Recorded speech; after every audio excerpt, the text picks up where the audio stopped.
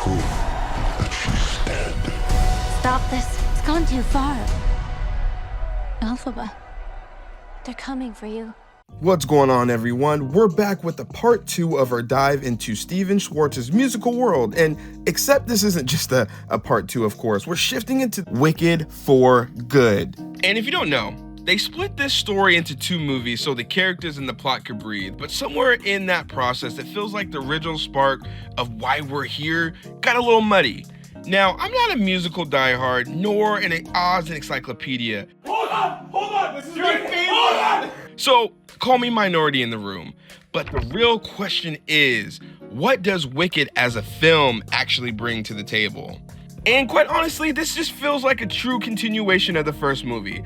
Almost like both halves were meant to be one long film. Sure, the early flashbacks could feel like speed bumps, but this picks up right where we left off. Oz in full witch mode, day and night, and now we're entering this classic Wizard of Oz storyline. Except we're all watching it from the other side.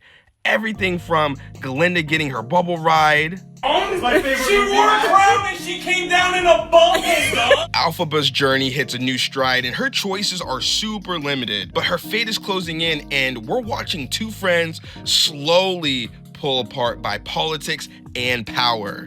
And I mean, we're going through the ringer for both of these. You hear me? Even though they stumble, betray, clash, all that jazz, the love and loyalty between them never breaks.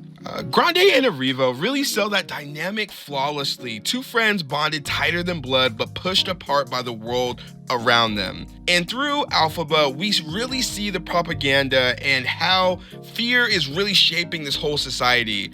We're getting a lot of that pressed on basically to 11 rather than the buildup that we got in the first part. Y'all, now, before I say this, do not come for me in the comments, y'all.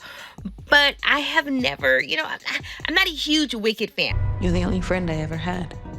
And I've had so many friends. But still, I'm gonna give credit where credit is due, okay? Ariana and Cynthia, man, I mean, they don't just sing, they make you feel every note and every emotion.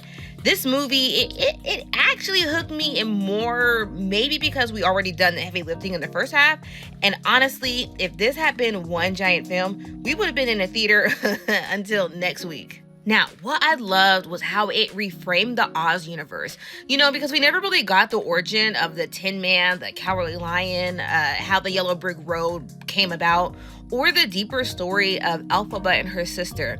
And this perspective, it gave those moments weight. And even though I'm picky with musicals, if y'all don't already know, most of the songs work. They moved the story forward. Instead of taking us out of it, they committed to every scene, every moment, and it definitely showed. When a character realizes that they're meant for something bigger than themselves, that's when a story really hits a new gear. Wicked for Good dives into every character. Fiyero, played by Jonathan Bailey, and then the wizard, Jeff Goldblum. Like, we really get their motives and identities. As someone who didn't know every character's background going in, I appreciate the consistency in their writing and performances. Yes, the story rushes at times, and yes, the music slows the pacing down here and there. But at the same time, some songs hit hard both emotionally and thematically. Like, we understood why these songs were placed here. But with so many moving parts, if you don't stay dialed in, you might lose track of what truly matters.